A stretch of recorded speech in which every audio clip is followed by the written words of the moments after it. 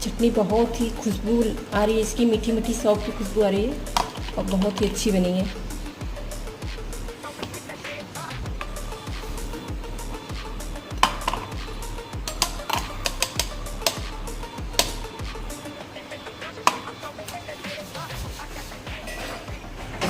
चटनी बनके रेडी हो चुकी है।